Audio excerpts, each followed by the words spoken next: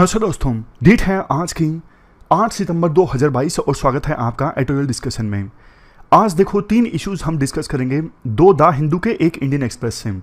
सबसे पहले आर्टिकल हम डिस्कस करेंगे time for a joint exercise in space, Hindu का ये आर्टिकल है। उसके बाद दूसरा आर्टिकल हम डिस्कस करेंगे इंडियन एक्सप्रेस का प्रिसीजन फार्मिंग से संबंधित, और तीसरा आर्टिकल हम एनजीओज में CSR फंडिंग वाले आर्टिकल को डिस्कस करेंगे। एनजीओज के बेसिक्स भी हम डिस्कस करेंगे इस आर्टिकल में। डिस्कशन स्टार्ट करें उससे पहले आप सबको ओणम की बहुत बहुत हार्दिक शुभकामनाएं। आपसे क्वेश्चन पूछूं डिस्कशन स्टार्ट करने से पहले, ओणम क्यों सेलिब्रेट किया जाता है? जैसे दिवाली क्यों सेलिब्रेट की जाती है आप सबको पता है। भगवान राम अयोध्या वापस लौटे थे 14 साल के वनवास के बाद, लेकिन ओणम क्यों सेलिब्रेट किया जाता है? इसके पीछे की स्टोरी देखो, ये है महाबली, जो वैसे तो देखो दानवों के राजा थे, डिमोन्स के किंग थे, लेकिन ना महाबली बहुत ज़्यादा दयालु थे, उदार थे, कंपैशनेट थे। इस वजह से जनता में ना उनकी लोकप्रियता काफ़ी ज़्यादा थी। महाबली ने ना देवताओं को हरा के, गॉड्स को हरा के तीनों लोकों पे कब्जा कर लिया, इंक्लूडिंग स्वर्गलोक। अब इसके बाद क्या हुआ, देवता गए भगवान विष्णु के पास में कि हमारे साथ ऐसे ऐसे हो गया है, स्वर्गलोक पर भी डिमोन किंग महाबली का कब्जा हो गया है। भगवान विष्णु ने ना डिमोन किंग महाबली को हराने के लिए 5वां अवतार लिया, एक बोना ब्राह्मण वामन देव के फॉर्म में। बाद में वो बोना ब्राह्मण पहुंचा महाबली के दरबार में और महाबली ने पूछा कि आपको क्या चाहिए। अब देखो वो ब्राह्मण था तो भगवान विष्णु का एक रूप। तो जैसे ही पूछा ना महाबली ने कि आपको क्या चाहिए, बोने ब्राह्मण वामन देव ने कहा मुझे ना 3 कदम लैंड चाहिए, मतलब मैं 3 कदम चलूंगा और जहां जहां मैं चलूंगा वो लैंड का टुकड़ा मुझे चाहिए, 3 पीसीज ऑफ लैंड। तो महाबली ने बोला ठीक है, कोई दिक्कत नहीं है। लेकिन इसके बाद ना बोने ब्राह्मण वामन देव ने अपना रूप बड़ा कर लिया। जैसे रामायण महाभारत में आपने देखा होगा, साइज बड़ा होने लगा बहुत ज्यादा। उनका साइज इतना बड़ा हो गया, 1 कदम वो चले तो स्वर्ग को कवर कर लिया, 1 कदम वो चले पूरी धरती को कवर कर लिया। अब तीसरा कदम कहां चले? तो तीसरा कदम चलने से पहले महाबली ने ना अपना सर आगे कर लिया और कहा कि आप ना तीसरा कदम मेरे सर पर रख दीजिए। तो ऐसा ही किया गया, वामन देव के द्वारा तीसरा कदम महाबली के सर पर रखा गया और महाबली जो हैं वो पाताल लोक में धंस गए। तो भगवान विष्णु ना इससे महाबली के करेज से, बलिदान से काफी ज्यादा प्रभावित हुए। उन्होंने स्वर्ग लोक लौटा दिया देवताओं को और पाताल लोक दे दिया महाबली को, और महाबली को इजाजत दी गई कि आप हर साल अपने किंगडम में वापस लौट सकोगे। तो महाबली जब अपने किंगडम में वापस आते हैं ना, तो उसी की खुशी में ये ओणम सेलिब्रेट किया जाता है। इस मौके पर खास करके केरला में ये सेलिब्रेट किया जाता है। तो इस मौके पर पुकालम बनाया जाता है लोगों के द्वारा, फूलों से बना एक कारपेट होता है जिसे घर के सामने रखा जाता है ताकि महाबली का स्वागत किया जा सके। सद्या ये मील तैयार की जाती है जिसमें कई सारी वेजिटेबल्स की डिशेज होती हैं, ये तस्वीर जो आप देख रहे हो। तो ये है ओणम का त्योहार। हमारी डाइवर्सिटी पे हमें गर्व है, और बेशक देखो ये कहानी मिथोलॉजी का पार्ट है, लेकिन फिर भी हमारे देश का कल्चर है जिसे हमें भली भांति से परिचित होना चाहिए। बात ये नहीं है कहानी सच है गलत है, बात ये है देश का कल्चर है और हमें इस पे गर्व है। चलिए डिस्कशन स्टार्ट करते हैं। First important article time for a joint space exercise से संबंधित है। आप जीएस पेपर 3 के इस टॉपिक से आर्टिकल को रिलेट कर सकते हो। क्या कंटेस्ट है?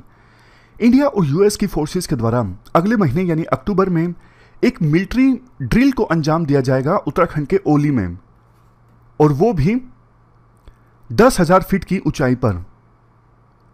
ओली उत्तराखंड में जो जगह है LAC से यानी लाइन ऑफ एक्चुअल कंट्रोल से सिर्फ 95 किलोमीटर की दूरी पर है। तो इस एक्सरसाइज से दोनों देशों का जो कॉमन एनिमी है चाइना, उसको एक कड़ा संदेश जाएगा। इसके बाद देखो राइटर ये बोलते हैं अब समय आ चुका है इंडिया और यूएस मिलके एक joint space military exercise conduct करें। इससे ना इंडिया को 3 फायदे होंगे। एक तो इंडिया की जो डिफेंस पार्टनरशिप है दूसरे देशों के साथ में, वो एक नए ऑर्बिट में भी ऑर्गेनाइज होने लगेगी, वो है स्पेस। दूसरा, स्ट्रॉन्ग मैसेज जाएगा कॉमन एडवर्सरी को यानी चाइना को।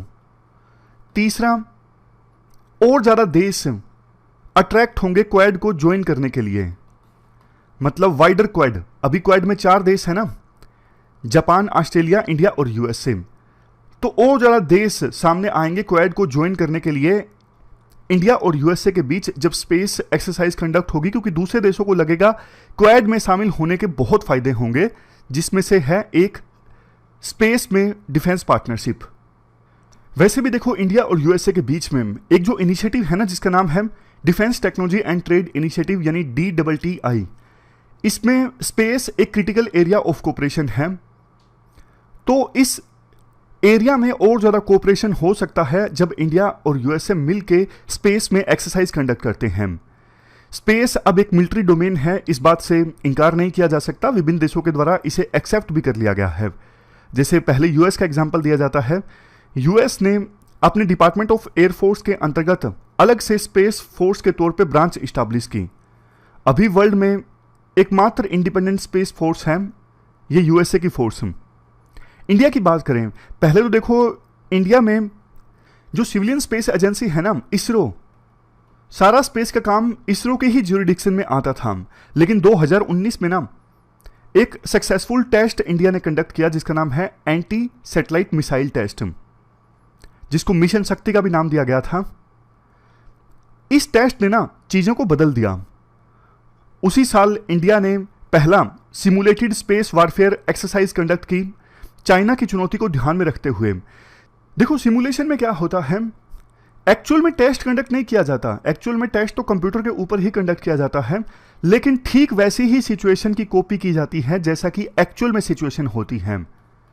जैसे बोलते नहीं कई बार सिमुलेटेड न्यूक्लियर टेस्ट कंडक्ट किया गया, मतलब एक्चुअल में नहीं किया गया, लेकिन ठीक वैसी ही कंडीशंस क्रिएट की गई, कॉपी की गई और कंप्यूटर पर वो टेस्ट कंडक्ट किया गया। इसके अलावा देखो इंडिया में tri service defence space agency यानी DSA का भी गठन किया गया। गवर्नमेंट ने डिफेंस स्पेस रिसर्च एजेंसी का भी गठन किया।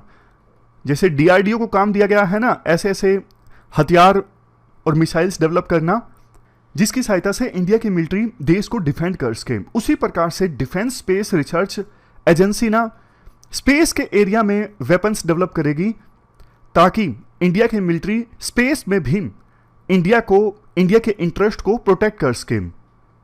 तो ये सारे एग्जाम्पल्स हमें बताते हैं land, water, air, cyber domain की तरह अब स्पेस भी एक रिकॉग्नाइज्ड मिलिट्री डोमेन है।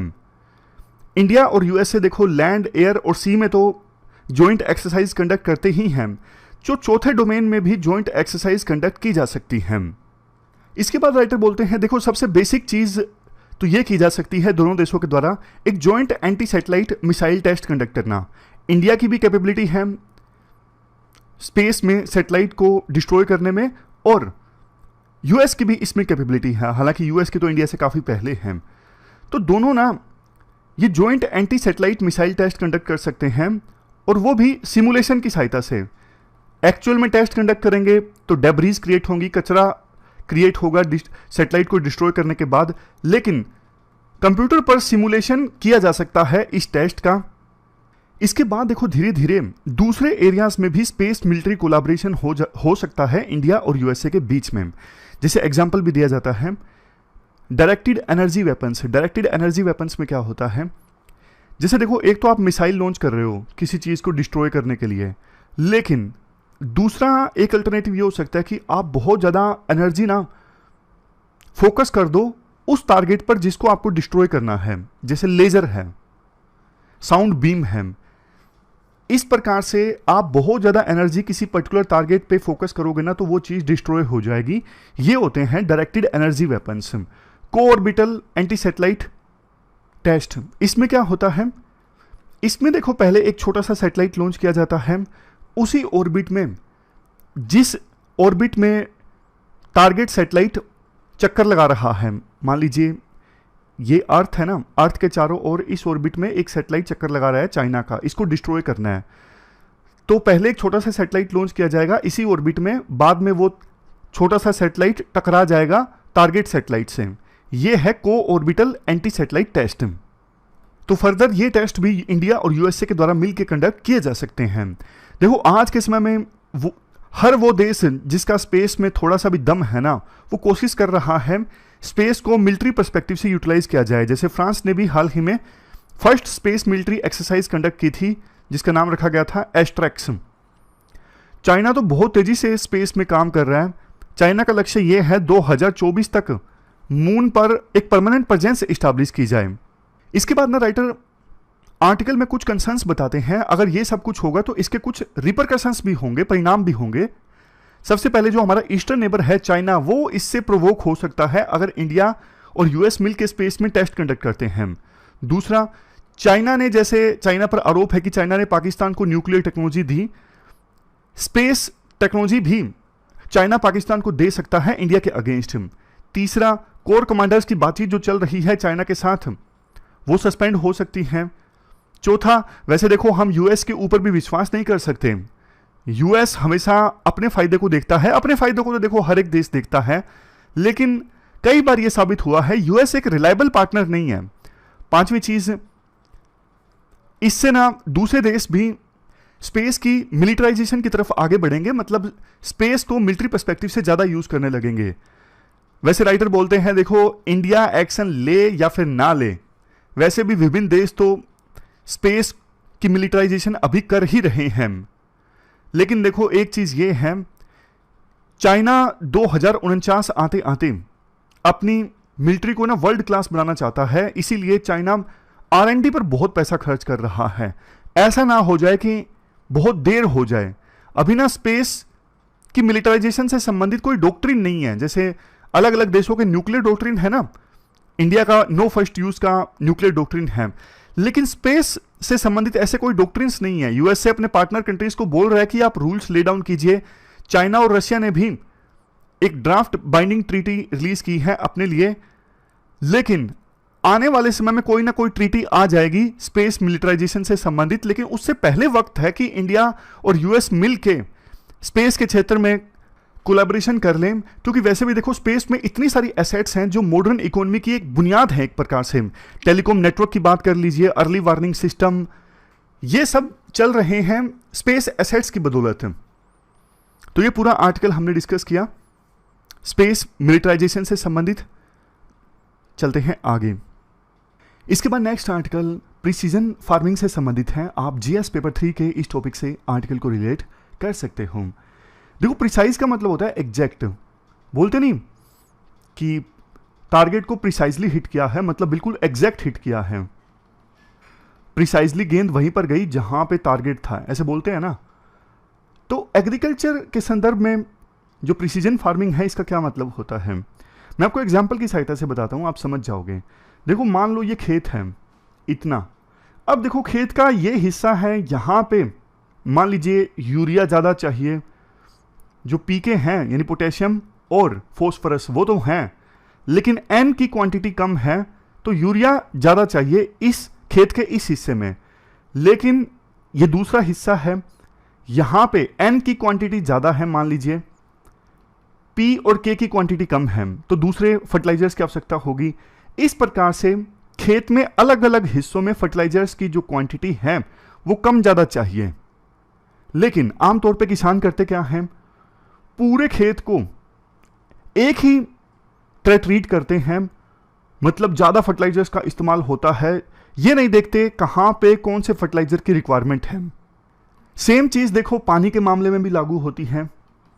अब कुछ जगह ऐसी होती हैं जहां पे पानी ज्यादा चाहिए, कुछ ऐसी होती हैं जहां पे पानी कम चाहिए, लेकिन कई बार किसान आवश्यकता से ज्यादा पानी दे देते हैं पूरे के पूरे खेत को, उतना पानी चाहिए ही नहीं होता है, उससे ज्यादा पानी दे देते हैं। तो प्रिसीजन फार्मिंग में क्या होगा, जहां पे जिस इनपुट की जितनी रिक्वायरमेंट है ना उतना इनपुट दिया जाएगा, एग्जैक्टली उसी लोकेशन पे दिया जाएगा जहां पे जरूरत है और एग्जैक्टली सही समय पर दिया जाएगा। समझ रहे हो, मतलब कि आज के समय में ना किस समय बीज बोए जाते हैं वो बहुत इंपॉर्टेंट रोल प्ले करता है कि खेती कैसे, हार्वेस्ट कैसे होगी, फसल कैसे ग्रो होगी, कितनी पैदावार होगी। लेकिन कई बार ना किसान ठीक से प्रेडिक्ट नहीं कर पाते किस समय बीज बोने चाहिए। लेकिन प्रिसीजन फार्मिंग में ना ये सारी चीजें होंगी। आर्टिफिशियल इंटेलिजेंस बताएगी कि बिल्कुल सही समय पर, ये सही समय है बीजों को बोने का, किसानों को बिल्कुल सही इनपुट मिलेगी। और खेतों की मिट्टी का एनालिसिस होगा, खेत के हर एक खेत को ना ग्रिड में डिवाइड कर दिया जाएगा और हर एक ग्रिड की मिट्टी का एनालिसिस होगा लेबोरेटरी में, और उसी हिसाब से फिर उस ग्रिड के लिए इनपुट्स दी जाएंगी कि इस ग्रिड के लिए, खेत के इस हिस्से के लिए इतना पानी चाहिए, इतना फर्टिलाइजर चाहिए, इतना इंसेक्टिसाइड चाहिए, सब कुछ प्रिसाइजली होगा। तो इस प्रकार से प्रिसीजन फार्मिंग के ना बेसिक्स हमने डिस्कस कर लिए। अब आते हैं आर्टिकल की तरफ। क्या कहा जाता है आर्टिकल में? शुरुआत में तो देखो बेसिक बातें बोली जाती हैं, जैसे वर्ल्ड में one of the highest arable land यानी खेती योग्य लैंड इंडिया में ही है, 155 मिलियन हेक्टेयर से ज़्यादा। 2019 में एग्रीकल्चर सेक्टर ने 19 लाख करोड़ का बिजनेस जनरेट किया। मतलब 2019 में एग्रीकल्चर सेक्टर का देश में इंडिया की जीडीपी में कंट्रीब्यूशन 18% था। ऑलमोस्ट आधे से ज़्यादा पॉपुलेशन एम्प्लॉयड है एग्रीकल्चर सेक्टर में, लेकिन बावजूद इसके हमारा देश का एग्रीकल्चर सेक्टर जो है ना तमाम तरह की समस्याओं से जूझ रहा है, जैसे लो प्रोडक्टिविटी, अन इकोनॉमिक लैंड होल्डिंग साइज, खेत बहुत ज़्यादा छोटे छोटे हैं, छोटे और मंझले किसानों की संख्या ज़्यादा है हमारे देश में, सब ऑप्टिमल इनपुट यूज एफिशिएंसी, जितनी इनपुट दी जाती है ना खेती में उनका अच्छे से यूटिलाइजेशन नहीं हो पाता, एफिशिएंसी बहुत कम है। High biotic losses, biotic losses मतलब जैसे देखो बैक्टीरिया, वायरस, ये सब फसलों को कई बार नुकसान पहुंचा देते हैं ना, तो इसे बोला जाता है बायोटिक लॉस। और लो लेवल ऑफ मैकेनाइजेशन मतलब मशीनों का इस्तेमाल बहुत कम होता है खेती में। ये सब दिखते हैं मेन आज के समय में हमारे देश के एग्रीकल्चर सेक्टर में।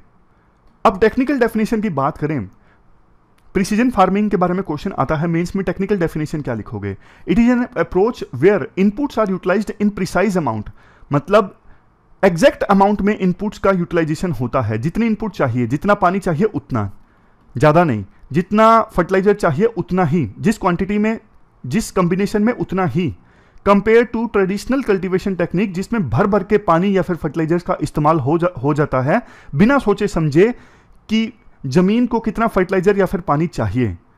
फायदा क्या होगा प्रिसीजन फार्मिंग का?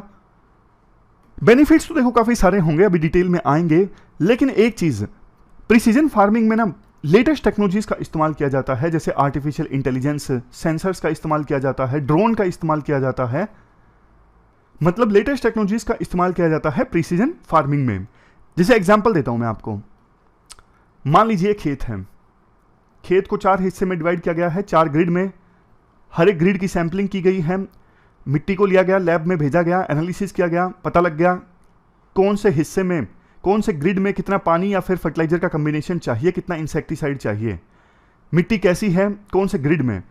अब देखो ना, ऐसे ऐसे इक्विपमेंट्स का इस्तेमाल किया जाएगा जो ना इनपुट की फ्लो को रेगुलेट करेंगे। मान लीजिए पानी का छिड़काव करने वाला कोई इक्विपमेंट है, अब वो खेत के इस हिस्से में पहुंचेगा ना तो कम पानी रिलीज हो सकता है या फिर ज़्यादा हो सकता है रिक्वायरमेंट के हिसाब से। अब उसी इक्विपमेंट की ना जीपीएस ट्रैकिंग होगी, जब वो इक्विपमेंट इस हिस्से में पहुंचेगा तो आवश्यकता के अनुसार इनपुट रिलीज होगी, यानी जितना पानी चाहिए उतना रिलीज होगा, उस रेट से रिलीज होगा। उसी प्रकार से चूंकि उस डिवाइस को जीपीएस ट्रैक कर रहा होगा तो खेत के इस ग्रिड में पहुंचेगा तो उतना ही इनपुट रिलीज किया जाएगा, फॉर एग्जाम्पल उतना ही पानी रिलीज किया जाएगा जितनी आवश्यकता है। तो इस इनपुट के रिलीज को रेगुलेट करना कहते हैं वेरिएबल रेट टेक्नोलॉजीज। जितना इनपुट चाहिए उतना ही रिलीज होगा, इक्विपमेंट से ज्यादा न कम। ईल्ड मॉनिटर मतलब हर एक ग्रिड में ईल्ड को ना मॉनिटर किया जाएगा। जब फसल की कटाव होगी ना, मतलब हार्वेस्टिंग होगी, काटी जाएगी जब फसल, तो उस समय मॉनिटरिंग की जाएगी, खेत के इस हिस्से में इतनी फसल आई है, फिर उस डेटा का फर्दर इस्तेमाल किया जाएगा बाद में पैदावार को इंक्रीज करने के लिए। इसके अलावा देखो सेंसर्स का भी इस्तेमाल किया जाता है, जैसे खेत के ऊपर सेंसर लगे हैं फॉर एग्जांपल ड्रोन में, तो वो ना ऊपर से खेत को बहुत बढ़िया ढंग से सेंस कर लेते हैं और इससे खेत में जो प्रॉब्लम्स है ना उनको ज़्यादा अच्छे से एड्रेस किया जा सकता है। नेक्स्ट है प्रोक्सीमेट सेंसर्स। इन छोटे सेंसर्स का इस्तेमाल किया जा सकता है जब देखो मिट्टी के ऊपर ट्रैक्टर चलेगा ना तो सोइल की पैरामीटर्स और क्रॉप की प्रॉपर्टीज को मेजर करने के लिए इन छोटे छोटे सेंसर्स का इस्तेमाल किया जा सकता है। अब देखो बात करते हैं इसके बाद बेनिफिट्स ऑफ प्रिसीजन फार्मिंग के। बेनिफिट्स तो इजी हैं, एग्रीकल्चर की प्रोडक्टिविटी इंक्रीज हो जाएगी, इनपुट्स का अंधाधुंध इस्तेमाल कम होगा, इससे सोइल डिग्रेडेशन भी बचेगा और इनपुट्स का इस्तेमाल कम होगा तो किसानों के पैसे बचेंगे, उनकी इनकम बढ़ेगी, पानी बचेगा। वाटर का अंधाधुंध इस्तेमाल होता है लेकिन सोच समझ के होगा तो पानी का वेस्टेज रुकेगा, जॉब क्रिएशन ज़्यादा होगा अगर नई नई टेक्नोलॉजीज़ का इस्तेमाल होगा फार्मिंग सेक्टर में, तो ये सारे फायदे होंगे। चैलेंजेस क्या है? हाई कॉस्ट, इतने महंगे महंगे इक्विपमेंट्स किसान यूज़ नहीं कर सकेंगे, टेक्निकल एक्सपर्टीज़ और नॉलेज का अभाव किसानों में। नेक्स्ट, खेतों का साइज छोटा छोटा है, इतने छोटे छोटे साइज में इतनी बढ़िया बढ़िया और बड़ी बड़ी महंगी महंगी टेक्नोलॉजीज़ का इस्तेमाल संभव नहीं है अच्छे से। इसके बाद सरकार ने क्या किया है एग्रीकल्चर सेक्टर में डिजिटलाइजेशन को प्रमोट करने के लिए? डिजिटल एग्रीकल्चर मिशन 2021 से लेकर 2025, इस इनिशिएटिव का एम ये है कई सारी टेक्नोलॉजीज़ का इस्तेमाल करना, जैसे आर्टिफिशियल इंटेलिजेंस, ब्लॉकचेन, ड्रोन, ताकि सेक्टर में ओवरऑल जो परफॉर्मेंस है वो इंप्रूव की जा सके। अभी international crop research institute for semi arid tropics ये काम कर रहा है माइक्रोसॉफ्ट के साथ में, एक artificial intelligence sowing app develop की जा सके जो कि किसानों को बताए किस समय बीज बोने हैं। क्योंकि देखो जैसे मैंने आपको बताया किस समय बीज बोए जाते हैं ये बहुत ज़्यादा इंपॉर्टेंट है, ये तय करता है कि फसल की पैदावार कैसी होगी। इसके बाद नीति आयोग ने ना IBM के साथ पार्टनरशिप की थी क्रॉप यील्ड प्रोडक्शन मॉडल को डेवलप करने के लिए। इससे क्या होगा, रियल टाइम बेसिस पे किसानों को एडवाइजरी प्रोवाइड की जा सकेगी कि आप फसल की प्रोडक्टिविटी इंक्रीज करने के लिए ये कदम उठाइए, सोइल यील्ड को इंक्रीज कीजिए, एग्रीकल्चर इनपुट्स को कंट्रोल कीजिए, ये सब।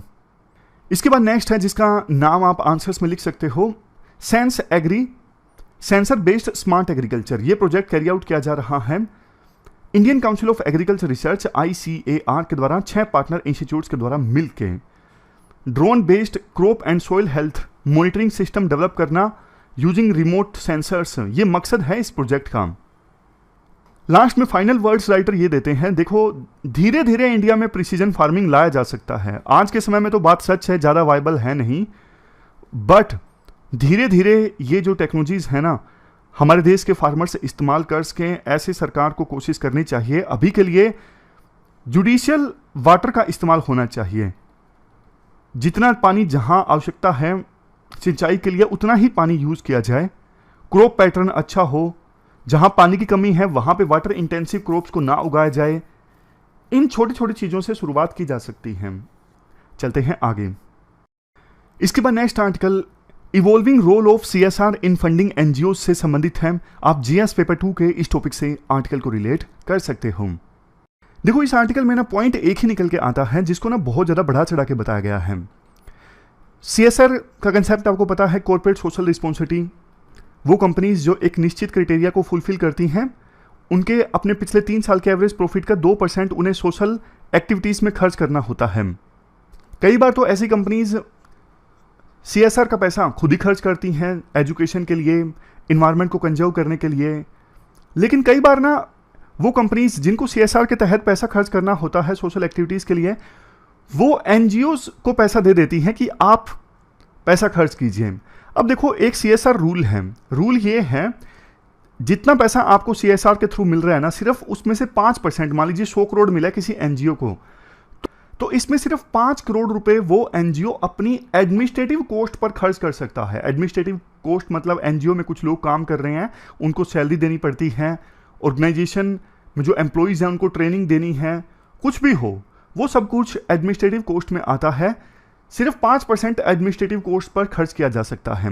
लेकिन राइटर कहते हैं कई बार ना ये सफिशिएंट नहीं होता, NGO में ऑर्गेनाइजेशन बिल्ड करने पर बहुत पैसा लग जाता है, उस पर ये कंपनीज ध्यान नहीं देती और बहुत बार NGOs का जो बिल है वो कंपनीज के ऊपर बकाया रह जाता है। उनको CSR के रूल्स का पालन करना होता है, इसलिए वो ज़्यादा पैसा फिर देते नहीं है NGOs को, क्योंकि उनका रूल्स का वायलेशन होता है। ये चीज़ गलत है। राइटर के अनुसार एक सर्वे किया था, उससे ये पता लगता है कि एडमिनिस्ट्रेटिव कॉस्ट पे 5 से लेकर 55% के बीच में खर्चा आता है, लेकिन CSR रूल्स के अनुसार मुमकिन नहीं है इतना खर्च करना एडमिनिस्ट्रेटिव कॉस्ट पर। तो बहुत बार आउटकम भी प्रभावित हो जाती हैं। जिस प्रोग्राम के लिए कंपनी ने पैसा दिया है ना, उस प्रोग्राम की आउटकम भी प्रभावित हो जाती है, क्योंकि आप एम्प्लॉयज़ पे पैसा नहीं खर्च कर पा रहे हो। तो इसी पॉइंट को बढ़ा चढ़ा के राइटर बताते हैं। अब देखो NGOs के कुछ बेसिक्स जो हैं वो हम डिस्कस कर लेते हैं, ताकि NGOs आपका पूरा कंप्लीट ही हो जाए। एनजीओ की डेफिनेशन क्या है वर्ल्ड बैंक के हिसाब से? ये देखो, एक नॉट फॉर प्रॉफिट ऑर्गेनाइजेशन होती है जो कि उन एक्टिविटीज़ को कैरी आउट करती है जिससे गरीब लोगों के जो इंटरेस्ट हैं वो प्रमोट हों, इन्वायरमेंट की प्रोटेक्शन हो, सोशल एक्टिविटीज़ प्रोवाइड करते हैं एनजीओज, और डेवलपमेंट के कामों को करते हैं। सिंपल सी डेफिनेशन है, कोई लंबी चौड़ी डेफिनेशन नहीं है। जो जो काम मेनली एनजीओज के द्वारा किए जाते हैं उन कामों को लिख दिया गया है डेफिनेशन में।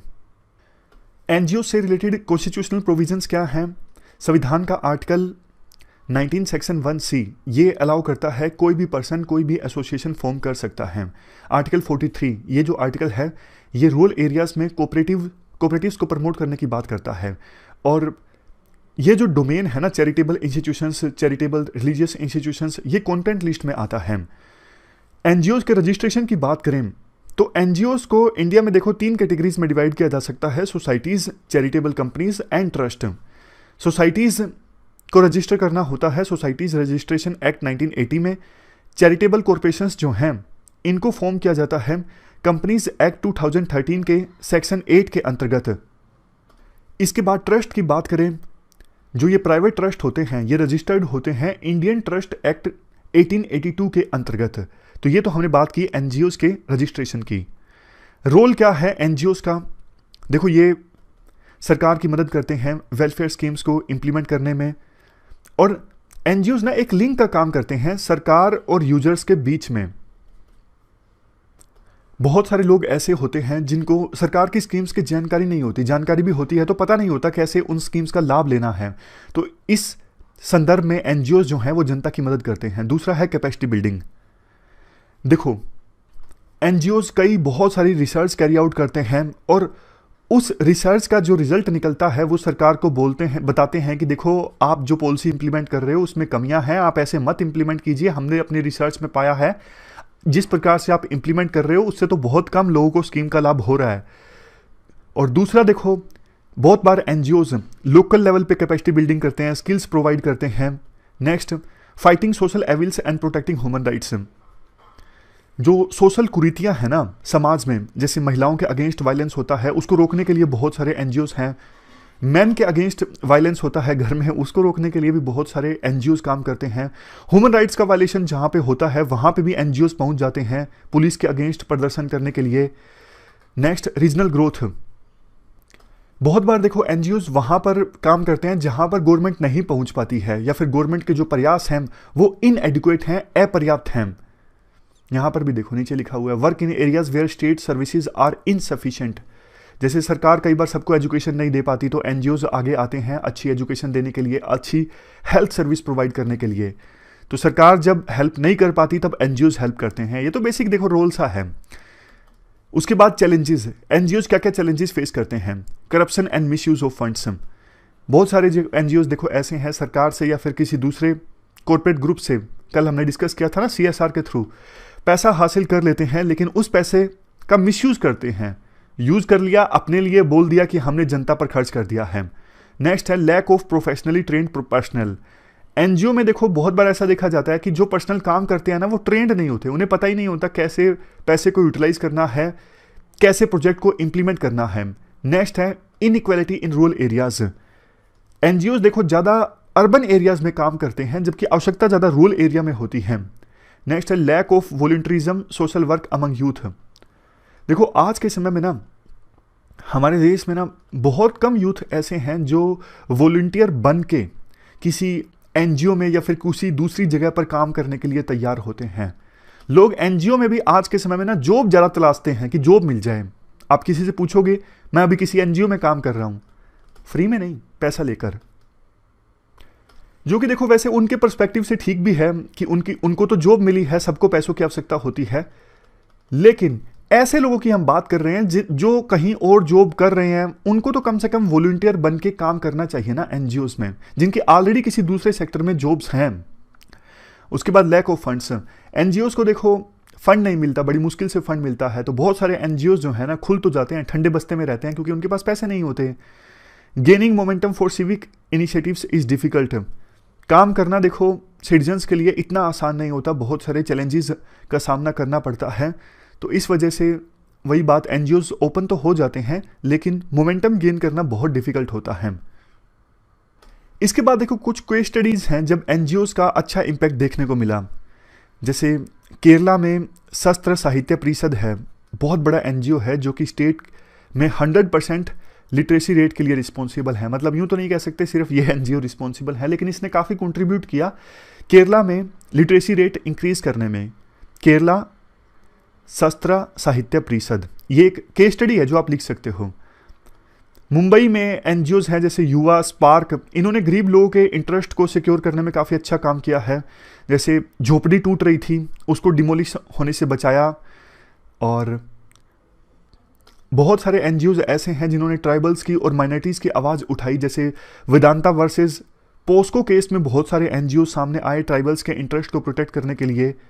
और भी बहुत सारे एग्जांपल्स हैं, जैसे डिजास्टर मैनेजमेंट के दौरान सुनामी आ गई थी 2004 में, तो एनजीओज ने काफ़ी अच्छा काम किया रिहेबिलिटेशन में।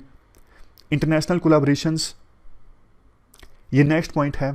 एनजीओज हेल्प कर सकते हैं ग्लोबल डील्स लाने में, ताकि हमारे देश में जो वेस्ट प्रोड्यूस होता है उसको एड्रेस किया जा सके। ग्रीन हाउस गैस एमिशन ज़्यादा होता है उसे एड्रेस किया जा सके।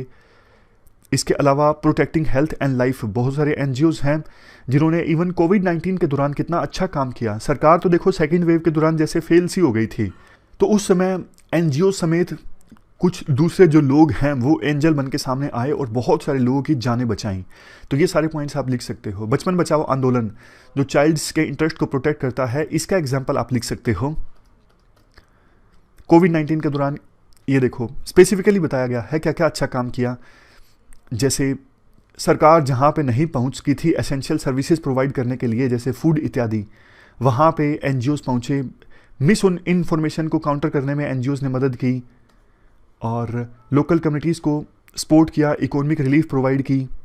मेंस में इस बार में पूछा जा सकता है कि इस बार के कोविड-19 की महामारी में एनजीओज का क्या रोल रहा, तो आप ये सारे पॉइंट्स लिख सकते हो। जैसे हॉटस्पॉट्स को आइडेंटिफाई किया, वहाँ पे अपने वॉलंटियर्स को डिप्लॉय किया, पीपी किट्स को डिस्ट्रीब्यूट किया, लोकल एडमिनिस्ट्रेशन को सपोर्ट किया हॉटस्पॉट्स मेंटेन करने में, और इन्फॉर्मेशन फैलाई ज़्यादा से ज़्यादा कि कोविड-19 से कैसे निपटा जा सकता है। अभी बहुत सारे एनजीओज ऐसे हैं जो वैक्सीन डिस्ट्रीब्यूशन में भी मदद कर रहे हैं। तो ये स्पेसिफिकली हमने बात की कि कोविड-19 के दौरान एनजीओज का कैसे रोल रहा। इसके बाद कुछ ऐसे स्टेप्स जो सरकार के द्वारा लिए जा सकते हैं एनजीओज की वर्किंग को इम्प्रूव करने के लिए।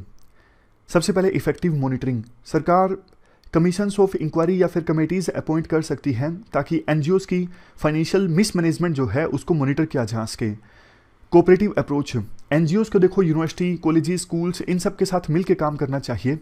Next, concentrating on remote regions, urban areas में ज़्यादा एनजीओज काम करते हैं जैसा हमने डिस्कस किया, जबकि रूरल एरियाज में आवश्यकता ज़्यादा है। नेक्स्ट, टेक्नोलॉजी इंटरवेंशन, एनजीओज देखो जो लेटेस्ट अच्छी एडवांस टेक्नोलॉजीज है ना उनका इस्तेमाल कर सकते हैं फंड्स रेज करने के लिए। काफ़ी सारे एड्स भी आप देखते हो यूट्यूब पे फंड्स जनरेट करने के लिए।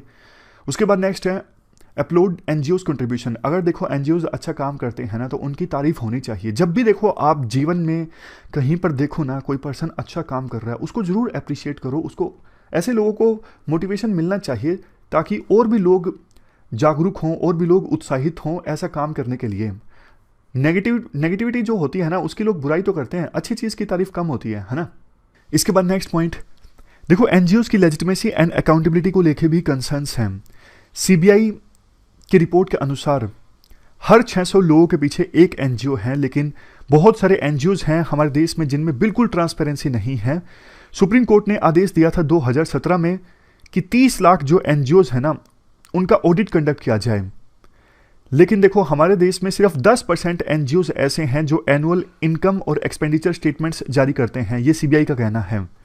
और बहुत सारे एनजीओज तो ऐसे हैं फॉरेन फंडेड जिन पर आरोप ये लगता है कि वो एंटी इंडियन एक्टिविटीज़ में संलिप्त होते हैं, मतलब देश विरोधी एक्टिविटीज़ में पैसा लेके वो देश के जो महत्वपूर्ण प्रोजेक्ट्स होते हैं ना उनके खिलाफ प्रोटेस्ट करते हैं।